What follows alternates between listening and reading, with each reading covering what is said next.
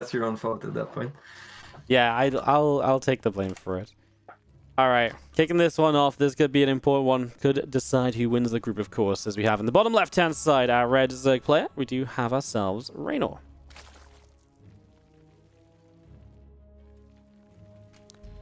And of course, the top right, the blue Terran player, the other young wonder kid, it's Clem.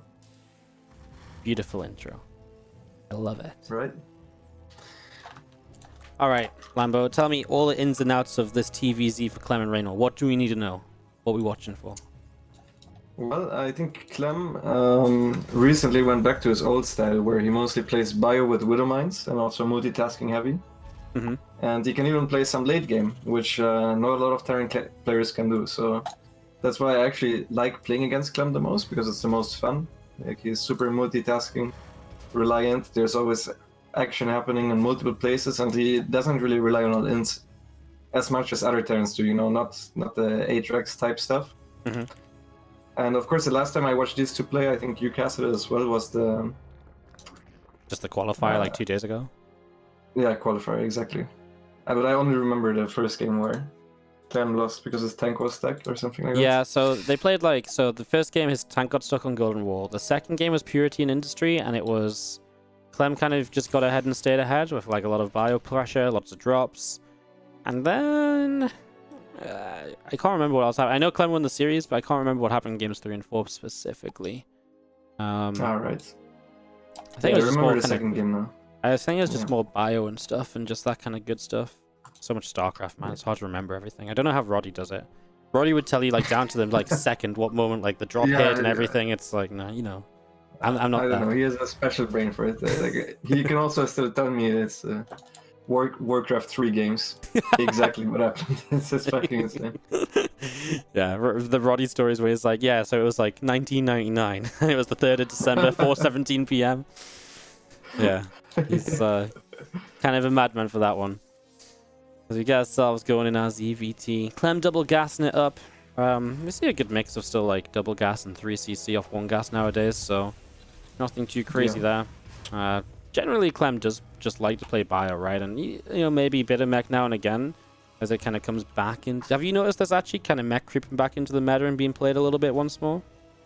Yeah, there is, but I think it's super player dependent. For example, Clem isn't that good with mechs, and he knows that, so he just relies on his bio, and I think that's good, because he's the only player that actually goes for multitasking bio, which is his own style, so that's an advantage for him as well. But yeah, some other players are trying more and more mech, because I'm not sure, like, they just saw that the Korean players didn't play mech, and then they also started playing bio again, but the Korean players are just kind of better with bio, and that has nothing to do with the Europeans. Like, it's so player specific with what works for which player. But yeah, Clem definitely one of the more bio players. I expect like a 6 Hellion, 1 Liberator opening, something like that. Super standard stuff. Yeah, just get set up into the stim nice and quick. 3cc eventually, of course, down the low ground, and just build yourself up for the game. You know, I think for Clem as well, like the 6 Hellion Liberator or so is something he loves to play. There's a Liberator. Because it's already that multitasking, right? Trying to draw the queens out of position, trying to find a bit of damage, unsieging and re-sieging. Just giving yourself lots of options. It actually drops the armory, though, so this is going to be one step further in the form of aggression from Clem. Yeah, he's also getting a little bit lucky with the armory replacement, but the Overlord didn't see this. Overlord diving in, obviously trying to see exactly the add-ons. Yeah, and he's going to see... he's going to see the armory. Yeah, so he's going to see just the tech lab, so it just looks like bio, right?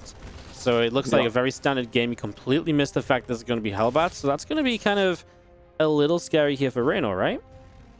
Yeah, it is. Because he also doesn't have any other thing that can give him information. Like, usually if he has a Zergling right now, he could see that the CC is a little bit delayed. If he went in a little bit later as well with the Overlord, he could see if there's still the factory producing Hellions after 420. That means that there's more than 6 Hellions on the way. And then you would already...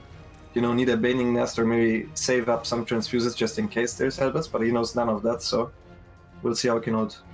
Yeah, the Queen's going to be all on them as they set up on the side. At the same time, the Liberator goes to the main base, and the Queens have just abandoned it, so there's going to be a problem as well as the Hellbats get right up and into this mineral line, so very choked up for the drones to... oh my god, the drones are just stacked up, so they go down. 9 of them already dropping, and obviously not minding the main base either. It's a really good start here from Clem. I mean, tons of damage done. Liberator, and the main will go down, it seems, but Well, he's going to defend across the map too, and it's a really good start. Yeah, let's see if the Zerglings can at least get the counter. I think it's a smart decision by Reynor to use all the Zerglings that he had for Hellion run-by defense towards the other side of the map. At least they force the Hellions home, because the Zerglings by themselves don't trade very well against the Hellbats. So as long as you can force the Hellbats back, that's still good for you. Or trying to use the side blocker there a little bit, but it's not paying off too much. Yeah, not going well at all. Actually, he loses all of these Zerglings now, so like the idea, but obviously, unfortunately, gets caught in the end, which, yes, keeps the Hellions busy, but now it's Lings you kind of have to remake to help with the future defense as well. So it's kind of a little bit tough, as at least for the moment, the Queens will stop the Hellions getting too much further, but still doesn't save the Zerglings. Actually, now the Hellions do dive up. With all the Lings dead, they're just going to go towards the natural expansion, or even just straight up into the main base, even further from the Queens. Reynor sets up the Evo Chamber to try and block, and obviously the drones have to go running. So far, so good with the Evo Chamber forcing the Hellions around the long way. Gives the Queens time to get in position, so this will be a defense with, I'd say, minimal losses given the scenario, as long as the drones stay away from this. Yeah, I think that was overall a good defense. Like, I would be happy with this as a Zerg player. Obviously, during all of this, he also didn't spread creep. The Queens needed to go to the main base. So there's also some other things that are going well for Terran because of it. But at least now he won't have to deal with Hellbats plus the first two Medivacs, right? Also, by the way, Clem forgot that he already had an armory. The classic. Yeah, making one for 2-2. Yeah, I mean, what you point out about the Hellions and Hellbats with the first drop is obviously really scary, right? Because, you know, the army's obviously already up, so you can have Hellbats with these Marines, and it really powers this up. And especially for the fact that Baneling Nest is still so late, I mean, it can become a push that just ends the game. As it stands now, just these Marines shouldn't be too bad. Yeah, he actually, I think, would have just won the game if there were 7 Hellbats with this. Yeah. Because the Baneling Nest is, as you said, just too late. I think that was just... A lot of the stuff for Reynor is very delayed. His lair is also very late. Usually you want to have Baneling speed already done at this point. That just goes to show how much damage really Clem did with the Liberator and the Hellbats at the start. Yeah, absolutely. As we see a couple of Marines dropping down, Zergling being picked off. Obviously, Clem just backs away and keeps those units alive, so you can use them again a little bit later on, as he sets up into Adrenaline Claws straight to that second factory. So, like you were kind of mentioning earlier, he's not the kind of guy to just sort of 8 racks and just push. Just likes to get that second factory up, tech up a little bit, kind of build up into a 4th base, essentially. As you see him doing a great job of just harassing with these Marines as well. Creep spread going down, forcing the Koreans to replace, and just a few Lings and Banes wherever you can as well, even dropping back off for another Overlord. Yep, good play by Clem so far. He's also moving out with the second part of his army now to clear more creep. And also, a little bit important to note is that Reynor actually expanded towards Clem. He also went for the pure Ling Bane style, so he will have a lot of army. But he has nothing to trigger the Widow Mines with. If there's a Marine Widow Mine, you'll need to send forward a bunch of Banelings. So usually over time, Marine Widow Mine will trade pretty well against Ling Bane. Well, right now, these Marines keep pressing forwards too, and just going to lift up. That's going to be a big Widow Mine shot into the center. The second one's not bad either, so... I mean, it's already not looking pretty for Reynor, but with every fight that goes by, it just feels like it looks even worse and worse for him. I mean, the fact Drilling Claws is already done, the Overseer wasn't even forward, so some of these Widow Mines might even survive to fire a second time round, which is never good. I mean, one of them goes down, but the one in the back is looking just fine, and I mean, Clem is just pushing ever further forwards now, up in supply, and knocking on that 4th base. I mean, again, like you mentioned it, he expanded towards Clem, and now Clem can just push into that so easily, as there's really not enough Banelings. In fact, there's no Banelings to fight these Marines, so this is probably... Okay, there's the Banelings coming down the ramp now, but for a long time, it's just kind of stuck, although no Medivacs to escape, so at least Reynor cleans up in the end. Yeah. And Reynor have to do everything to the front, or used all his units to the front to defend that, so... There is still the 2 Medivacs at the bottom for Clem, if you remember, so I'm not sure if you forgot about them. They were here for quite some time. Yeah, he's had a long time to take those into the main base or something during this, so it looks like he just sort of remembers now, as he set up a Widow Mine drop down in that direction, can always be dangerous as well. So unloads here, and this is going to keep Reynor running around trying to defend off of low creep spread. He did in the end get up to a Hydra, then he's adding Hydras in here, trying to solidify that ground force just a little bit. Drop doesn't do much. Just cancel the cancels the 5th base at least. Yeah, not bad. Also doesn't lose any of these Marines. That's actually not easy to pick up. That's what I'm losing. Yeah, Widowmine drop just comes straight in with Drilling Claws. It's so fast to burrow and even escapes with all 4 Widowmines. As long as the Queens don't get the medevac, it's not boosted and it actually will go down. So almost perfect by Clem, but I mean 14 drones alone is already super worthwhile for a drop like that. Again, it's so much of just slowing Reynor down. And now, of course, you're starting to push again and again, and this is where Zergs really struggle to kind of stay in the game against these pushes that just don't stop coming. Yeah, it's a super snowball heavy style where he just keeps bouncing, he keeps reducing your map presence, the Zergs, trying to clear the creep spread and trying to keep up the trades. And he usually also keeps expanding. Right now he's on even basis with the Zerg, so all he needs to do is keep trading. We can already see it reflected in his supply. Yeah. How well he's been doing here. Yeah, the supply, whenever a Zerg's down like a little bit, you're like, ugh, and then when they're down like 30 or 40, it's real bad. As yeah, maybe Clem can't push right in one big fight, but it's obviously over the course of this, it's going to be worse and worse for Reynor, and eventually you start to take these fights for Clem, which really do start to end the game. It's a nice target fire on the Widowmine, so it doesn't just go off on the first few Zerglings, and it kind of feels like we get to this point where it's almost just like Hydras and not much else left, and if that ever gets to be the case, Hydras really do go down very quick if they've got no support in front of them. Yeah, absolutely. Like, we're soon going to be at the point where Reynor won't be able to split up his army to deal with everything anymore. We can already see he put the units from the main base that he had in the main base for the drop down to the 5th base or whatever it is to secure creep spread, and now he doesn't have anything in the main base anymore. And then the rest of the army he needs at the front, obviously, to even try to defend the Clem's complete army, so... As the attack comes in once again, I mean, this one happening way off creep, so lots of splitting potential here from Clem, pulling back away from this. As the Banes roll in right now, they're just dying before they can even reach the army, which is obviously terrible, so Reynor has to pull away. In the meantime, he lost his spawning pool, so you can actually only rebuild Hydras at the moment and add Banelings off the pre-existing Zerglings. And I mean, that's just in case everything else hadn't already opened up a ton of opportunities here from Clem to end this game. That obviously absolutely will, as well as another army's moving through the center. He pulls back off creep, gets into that spread, and just continues to trade. Maybe wants to lift up here. These units are pretty low HP, so lift up, get back, heal up, and again, you've got the army in the middle of the map to keep pressuring forwards anyways. Yeah, really smooth game by Clem. Yeah. Getting an advantage early, capitalizing on it. Reynor also not a player to leave early, by any means.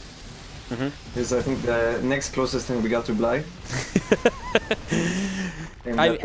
You can understand it though, right? Like, Reynor was the kind of guy where he's only a counter-attack or two away sometimes from like bringing it back, right?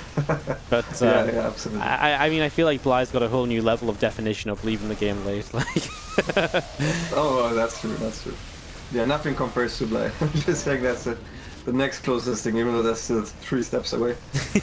Yeah.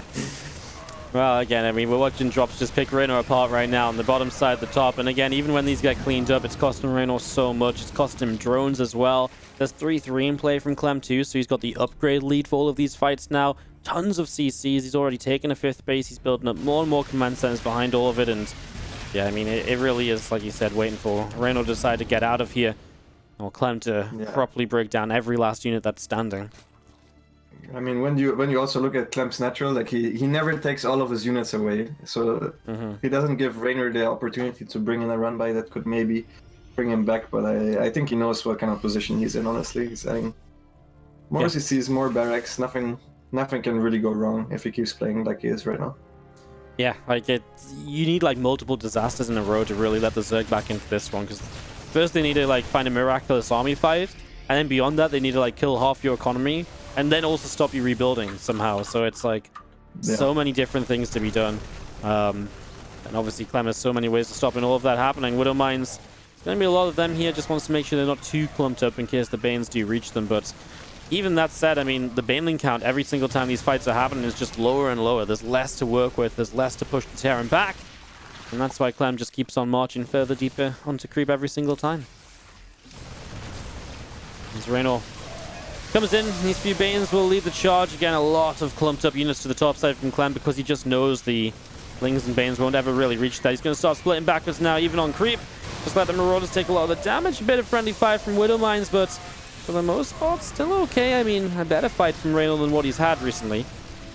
As that Widowmine will maybe change that a little bit. Yeah, Reynor surviving. That's what he likes to do. Yeah. It's actually very hard to kill a Zerg that goes Hydroling Bane if you go Bio Widow Mine.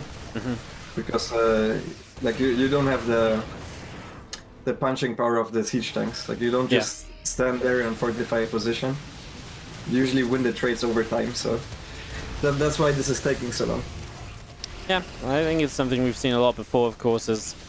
I mean, like I said though, like every time there's now what, like 10-ish Banelings left over for this fight. You just need a few Marauders to soak those up, a one Widowmine shot, and then the rest of this bio really will just swarm over this. And it's just a case of continue to find those fights. On the one slight plus side, +3/+3 is about to finish from Reynor, if that's any sort of consolation. I mean, Clem's even adding Ghosts on just in case of Ultras, or maybe, I don't know what else. Maybe like Vipers just in case he wants an EMP or two. I mean, just preparation for later in the game is... Every fight is so good for him. The resources lost is pretty disgusting if you're a Zerg player. Yeah.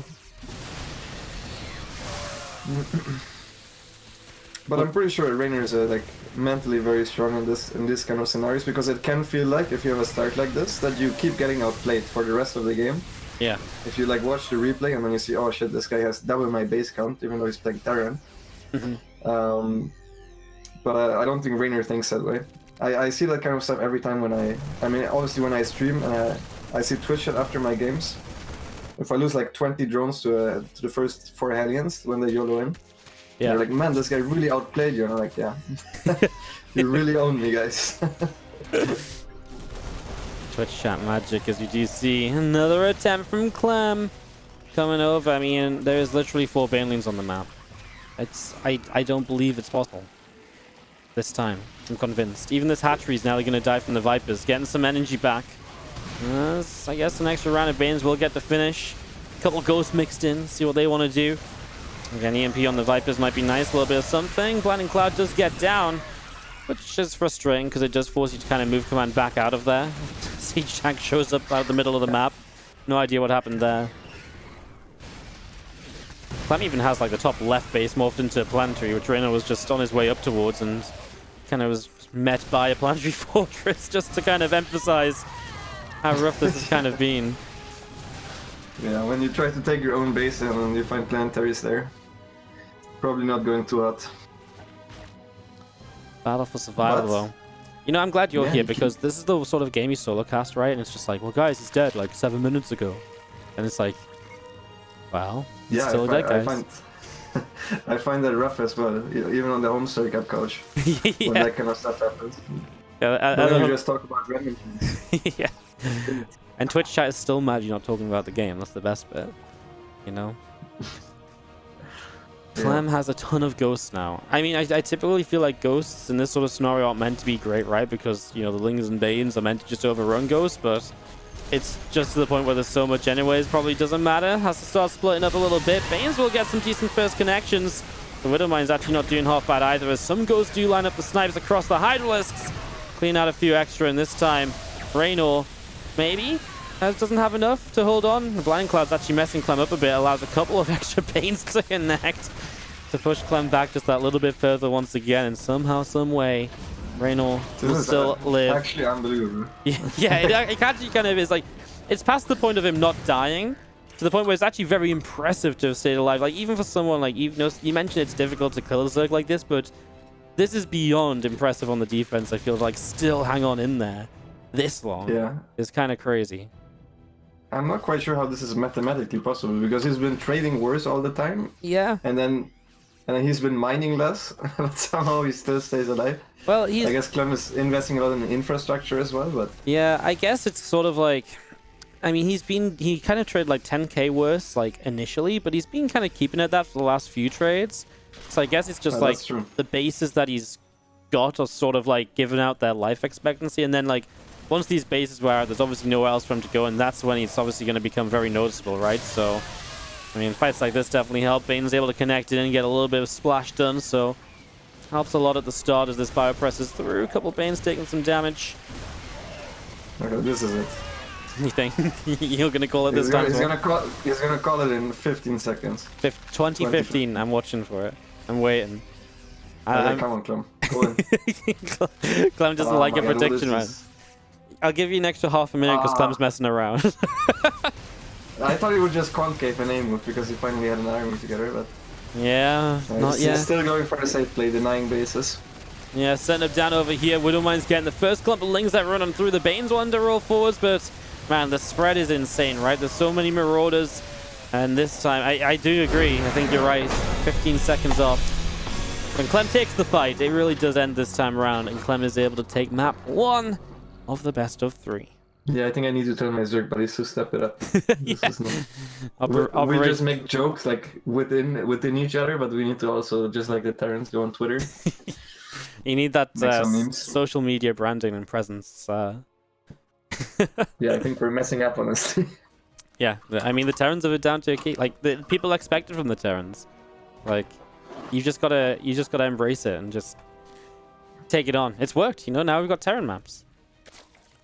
Yeah, they've done it. It only took them 1.5 years. Now we're back to Terran maps. Bottom left-hand side of Eternal Empire on a 1-map deficit. Blue Zerg from Clash is Reynor. And top right, he's up 1-0. Can he make the first place in his group? It's Liquid's Clem. Yeah, it's actually pretty sick, because if he wins this, he goes to 3-0. And with Denver left to play, I think if you beat Reynor, you've got a pretty good shot against Denver. No offense to Denver. So it'd be looking pretty sick for him there. And of course, then it kind of comes between a battle of 2nd and 3rd. Who else advances? Obviously for Clem, it's kind of nice as well. He's already got a seed into the Spring Championship as well. So he's just kind of playing for money. What a guy. What a guy, stealing the money from the unqualified clubs. Yeah. You know what he'll be very upset about this? Denver. Denver was very upset about this from the very start. He told me... What, that he's playing even though he's qualified, or...? Yeah, he told me it's very unfair. I was like... Wow. I was like, man, it's like a $1,500 tournament. I think it's kind of fair to let them play anyways, you know? It just means that there will be extra qualifying spots, you know? They'll be fine. We'll be okay. A couple... It wasn't just Denver. I don't want to just call one guy, but like a couple people did mention it to me. I was like, I'm not convinced, guys. I'm sorry. I see. Yeah, no, I think it's completely fine as well. Yeah. Clem, by the way, yesterday I played a bunch against him on the ladder, and he has been the highest MMR that he has ever been. He reached 7.1k. Damn. After he farmed me twice in a row. Yeah. Yeah, I think Clem is one of the, if not the most momentum-based players in Europe, where if he has a good day or if he has a high MMR, he plays so much better. And if he has like, the moment he has 3 losses in a row, he all of a sudden plays like for the next 2 days when he thinks he's worse, he actually plays much worse. Like he's way you can see it reflected in his gameplay. Like if he's a high MMR, he tries to go for these painting snipes, the crazy plays. He has a little bit better multitasking. Like you can really feel it if you're a player. And right now he's playing really good, like extremely good compared to how good he was when he was in Katowice. He was like 6.7k, so that's effectively 400-500 MMR difference. Which is crazy, like 400-500 MMR difference. That's like, you know, you put it in perspective for like anyone out, anyone like around my level to like climb 400 MMR. Like it's kind of insane. Like obviously you can go up and down a couple hundred in a good or bad day, right? But like straight to just climb at 400 is a pretty tough job no matter what. This is very interesting opening internal by Clem, by the way. The engineering bay blocks always frustrating on a map where you don't really have an alternate third as a Zerg, plus the double Reaper to come in there and really deal some extra damage. Can't block any longer. But he's putting some really good damage out in this first queen. Yeah, that's interesting. The double Reaper, I like it. There was a while where every time you will see the second Reaper as a Zerg, it would mean Battlecruiser, because the Terrans would always play Battlecruiser as a follow-up of this. With triple command center, but I'm not sure what exactly Clem does, because this would always lead into mech. So maybe Clem is just gonna go for a bench. I think he likes bench on this map. Yeah, it looks as though will be starport swaps to tech lab built by the racks. Always a good indicator as well. Obviously, if the starport builds its own tech lab, more likely to be the BC. He actually goes cloak, but he'll go liberate because the Overlord scouts. So gonna change it up just a little bit. Based on being seen, as he does have his couple of Reapers and Hellions in some trouble. The Zerglin's able to jump on this. They are going to take down both the Reapers right away. That's really bad. Those Reapers are actually really annoying if you're a Zerg because they just have they add a lot of DPS, especially against the Queens, every time you poke, and it also forces you to focus fire on the Hellions, obviously, because the Reapers regenerate. Now he can just kind of aim with the Queens, and it's a lot easier to hold and creep forward. As Clem will drop back to barracks and will just show us. Actually, this Overlord stayed alive so long it saw the Liberator finish, so mind games are gone. I mean, Spore Crawlers are still useful against the Libs too, just have to reposition them a little bit compared to against the Banshees. I guess that's the negative part about going double Reaper, because his Marine is so late and he only has one. So that's actually big. Usually the Overlord dies way before like a Liberator pops, if you send it in that early. Well, the Liberator from Clem will pop around and try and siege, and plenty of queens here, so it's not going to go great. He loses the first queen, though, which is always a frustration. He actually might lose a second if he doesn't pull it away. 2 queens for the Liberator. Not that bad for the Terran, as we do see the Hellions actually trying to go into the natural as well, but the Circles are quick to get on them, and, I mean, you leave this with 3 Hellions, which is nowhere near the power that you enter with, so... Again, Hellions not doing the best for Clem. There was something really cool happening, which was Reynor morphed 2 Banelings, which allowed him to pull all the queens to the Liberator, because he kind of ran back and forth with the Baneling to delay the Hellions from running in. That bought him a lot of time. That was neat. Very cool little play then from Reynor, as we do have the 4th hatchery attempt on the low ground. Clem taking his 3rd. Upgrades are fast, but of course the upgrades are slower from Reynor because he's going into the Spire as a bit of his priority here. So going to try and get the Mutalisks up a little bit faster this game. It means Bane speed starts nice on time, should be done by 7:30. And then the upgrades come in behind that, so they will be behind the Terran, but of course, then you have the Mutalisks to try and offset that a little bit, some harassment earlier in the game than what you might usually be working on it with. Yeah, Mutalisks got a lot more popular. I often get asked why. It's mainly because Terrans like to do this 3rd base block. If 3rd base of Zerg gets blocked, you get oversaturated on 2 bases if you stay on 1 gas like you usually do. So usually as a response, we take our gas a little bit earlier, and it doesn't really make sense to invest into upgrades that early. Like, it's also not economic because 2 Evos cost quite a bit. Yeah. Plus the upgrades. So instead we go for this relatively early Spire, which, as you said, delays our upgrades a little bit, but gives us nice map control and a good way of dealing with first 2 medevacs. Sometimes you can even catch them off guard and just kill the medevac straight up and have the entire map control for you. Which would be the dream if you can get rid of those, as Clem finishes his armory perfectly on time to go 2-2 as well, so upgrades will keep rolling for him. First Mutalisks on the way, so we'll be watching for those. This is a big push to start from Clem right now, so Baneling speed will be done, so that will be ready to help out, but of course, got to make sure those tanks don't get too much, and of course, he'll just park up on the edge of the creep here. Reynolds just going to try and jump on this before the siege is ready, so straight in he goes. The tanks will get picked off, a couple of them, and I think that's already enough for Reynor, right? Because it really will mean just less for Clem to work with, as long as he can then hold this push forwards of Marines. Yeah, Clem needs to run. He does not realize what position he's in right now, because their Mutas are ready, and that's not what he's expecting. Yeah. I guess he's close enough. No, I think he's actually going to lose at least loses 1 medevac, right?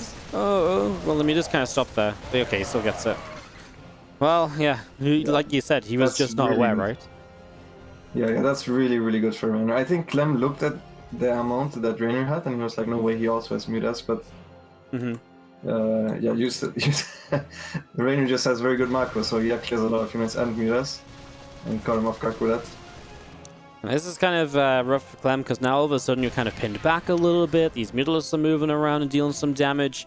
And Reynor obviously feels very safe, right? His creep's going to be a bit more free to kind of move out on the map, and yeah, these Mutas are just free to kind of find an opening or two, just pick off what they can. You're going to fight some Marines here, which he gets out of without losing anything, which I feel is miraculous. 2 very low health Mutalisks there. But yeah, Clem's kind of pinned back and just can't do anything. It's a Zerg map right now. Yep, absolutely. The creep spread is not the best yet, but I'm sure it's going to go better and better since Clem can't really even move out right now. One of the things that Reynor still needs to fix this game is Overlord spread as well. But for now, I guess he should just focus on defending this big push, because Clem actually, instead of adding barracks 6, 7, and 8, he just made 3 missile turrets, but other than that, it's pretty much just this 2-2 timing play, where you don't take gas to your third base, and you just try to hit a big timing.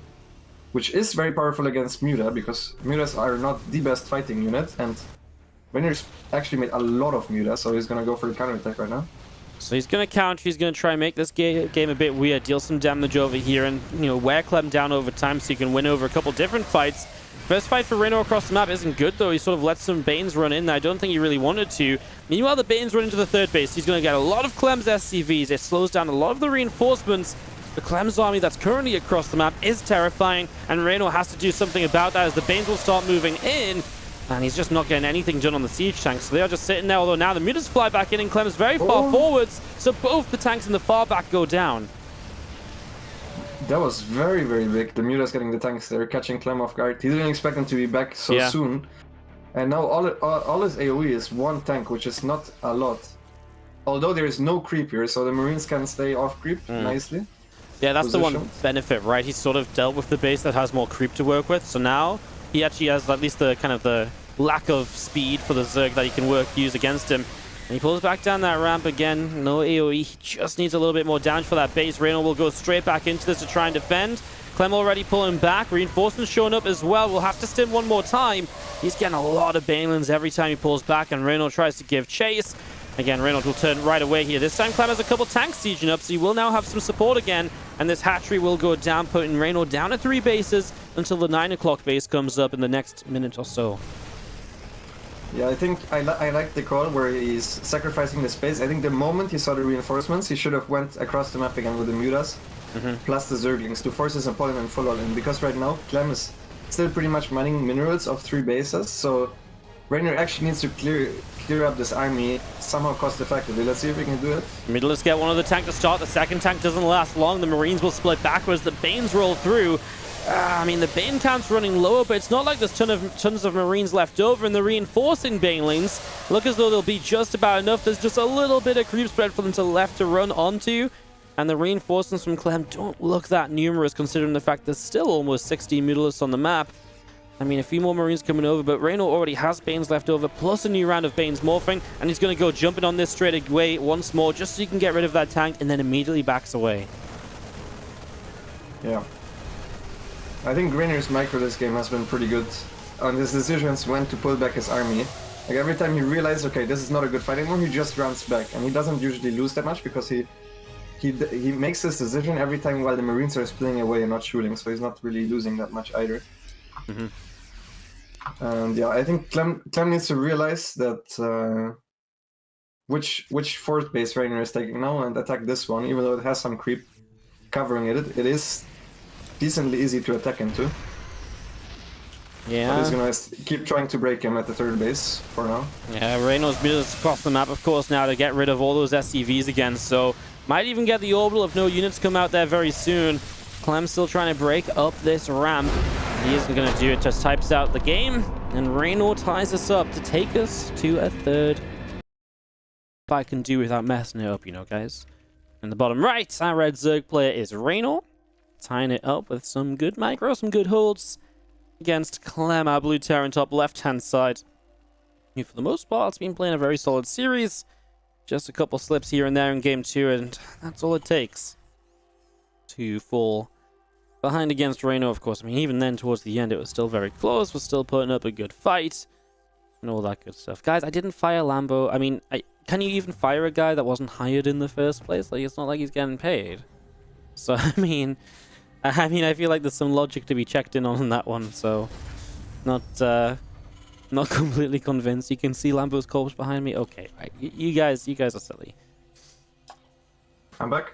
See, he's back. I told you guys he was be back. Twitch chat's calling me out. They thought I got rid of you. Unbelievable. Can't believe it. You know, we just got one game left. Wardy can't bear to share Reynor and Clem. I'm just like, I want them all for myself. Yeah, that sounds like you, honestly. Yeah, that's why I solo cast, you know? I just want to cast everything myself. Don't want anyone else to have the fame and glory. What can I say? That makes sense. Yeah. That makes a lot of sense. I figured out. Alrighty.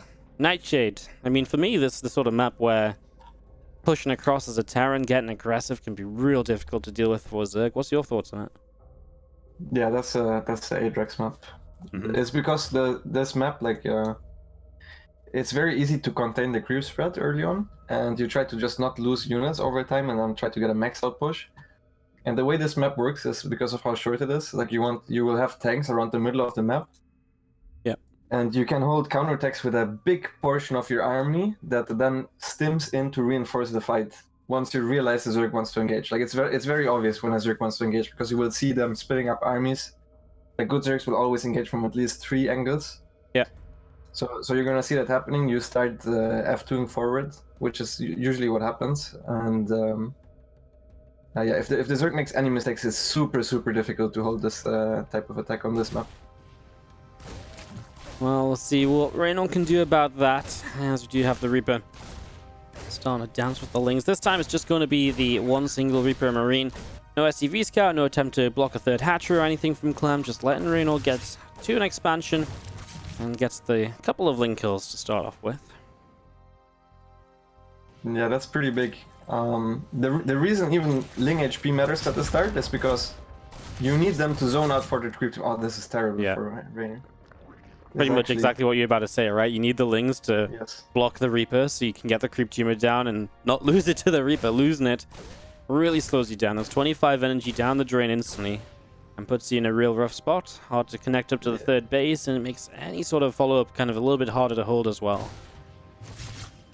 Yeah, even just putting out the new tumor is harder than before, again, because you can't zone with the queen, since the queen itself needs to put the tumor down again. But Clem went to check the hatchery and was a little bit late on trying to deny the tumor again. Oh, also he lost an overlord somewhere. Oh, it's because he always does the same. So what Reynor does is he tries to go to the left of the Terran natural and then go to the top, because there's a little triangle from which you can scout very nicely what if the factory is still producing, and you usually can also see the starport. And since Clem knows that overlord pattern, it's a little bit greedy. He managed to kill it with a single marine because there's just no high ground nearby where Reynor goes with the overlord. So that's good opening for Clem already. Everything going right for Clem in the first couple moments. You do see him with the Hellions across the map, and already see those queens just trying to stumble across off the creep spread. It's tempting to go into the natural now because the queen's out of position, but the Lings are there too, and Reynor is going to be having enough to scare Clem away from this. Dropping down a Baneling Nest already now as well, so pretty safe from Reynor, not taking any chances on what's happening because he lost his Overlord. He has no idea what's happening until now these actual Zerglings get by, and will be a little frustrating, but nothing that can't be cleaned up. But it gives him a lot of info as to what's being built. Yeah, they also saw a Liberator, I'm pretty sure, leaving the base. So that's pretty good for Reynor. Although he's not in position, at least with the queen. Okay, he's making the spores now, so he knows, but he didn't know where. He doesn't at least know where it's coming from. Yeah, we'll pull the drones away from that third base pretty quickly. At least Lib will, of course, then unsiege and relocate and just try and deny further mining. Aliens coming forward, seeing if they can do anything, but again, the Lings are pretty well positioned. The queens are given chase, and there is no real opening there, so Clem should just be able to get out. He'll try for a drone, but again, good control from Reynor. Very quick to just jump on, pulling those drones away, making sure Hellions will not get any damage. And now Stim's finishing up from Clem. The extra racks will be coming through. We're building up into that mid-game for the Terran, of course, where, you know, the pushes start coming, the drops start dropping, and we start to get some pressure on the map. I actually think Clem forgot his E-base. I think you're supposed to make the E-base before the gases at the natural. So that's very significant. Like already like 30-40 seconds too late. Yeah, he's still not building them, right? So it's real late. Yeah, he probably thinks he has them already. I'm not sure. Thinks he has them. He clicks where they usually go. He's making the bases before the extra barracks before the E-base. Yeah, I've got no idea. He's making the armory already. No. Oh, no. Does he think he's just Does he think like he's just upgrading already? Yeah. Oh my god. He must be like, oh man, my build is going so smooth. Everything somehow. I've got my racks faster. Yeah. I've got spare gas. Oh man. Oh, this is actually huge. Yeah. Like there's supposed to be 1-1, almost done with his attack, right? Yeah. You can see the gas. He's got like 400 gas. That's usually like used up as he stims forwards. He no fear at all. He does have the Hellions to help block off those Zerglings. As pressing forwards, are going to be seeing the... Well, I mean, a scan can come down here to clean up a lot of creep if he's got it, and there it is. Tank will get sieged up. 11 Banes on the way now. well, 20, 30 seconds away from Banelin's speed still, so a little bit of time for Clem to sort of control this area, but Ling's going across the map, and then they're going to pull back in for the flank in the end. The Hellbats have morphed as the Banes will start to go down, and it's just a few Marines left. Going to try for the 4th base, but it's going to be really tough as the Banes come in there. You can probably get this and then lift up and get out, so you will kill the 4th base. Engineering base now finally about to finish. Yeah, if it wasn't for the upgrades, you would be in a really good spot. Just killing this 4th base and getting a very good trade with the first couple of tanks. This kind of stuff would already be enough for me to say as a Zerg, I will lose this game on this map, because it's just that hard to hold the 8 Rexel in, but he obviously can't do that now. Like, there's supposed to be a 2-2 timing. Yeah. Which is nowhere even to be seen at this point. Yeah. Hey, at least he's going to have the armoring ready for 2-2. Let's look at the positives here. Let's not all be doom and gloom. Yeah, that's pretty brutal. I mean, there's just no other way to say it, right? Like, it just messes up everything. Like, right now he's got that gas that should have been into 2-2 already, and you can just see where it's kind of missing from the build. There's some Lings trying to counterattack. There will be Marines to deflect and defend this. It really gives Reynor just a bunch of time to really just, well, defend and be kind of alright. Oh, another medevac. Needs to get away. It does. Yeah, so I'm not sure if Clem wanted to go Widow Mines to begin with, but now he's going into Widow Mines. Obviously, Widow Mines not relying as much on the upgrades as the 2-2 timing does. But in general, playing Widow Mines on this map can be a little bit harder, because it's relatively hard as a turn to keep expanding, like defending the 5th bases and such, because you have very nice counterattack paths. Yep. So we'll see how that changes up the game.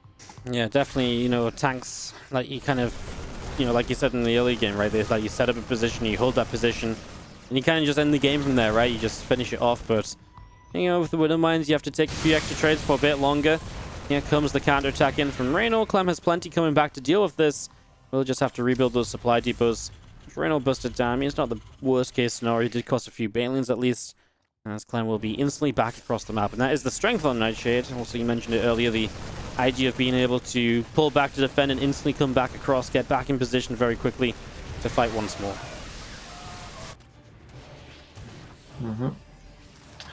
So six depots being rebuilt, so he's gonna max out on supply very soon. At least an available supply. Here comes Reynor again with the counterattack, and yeah, as I said before, the army can just come back home. It's obviously a little bit annoying to lose some mining time and having to rebuild supply depots again.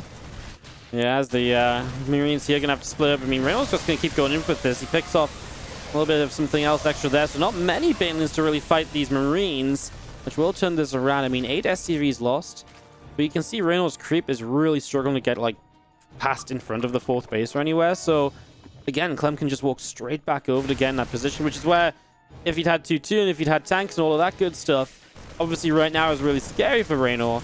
Now it's not really as scary as this is at the moment. It's actually just Marines that are pushing across, and no splash damage there definitely makes life a bit easier. There's one tank that's quite far back, but that is about it. There's another big counterattack from Reynor going across the map. Oh, and that planetary is gonna finish, I think, so he cannot cancel it. And there's no SCVs to repair, so this is gonna be a very nice trade for Reynor here, killing the planetary. At the same time, double drop at the bottom. Yeah, I was gonna say this drop very nearly gets to the base, but the Banelings show up just about in time.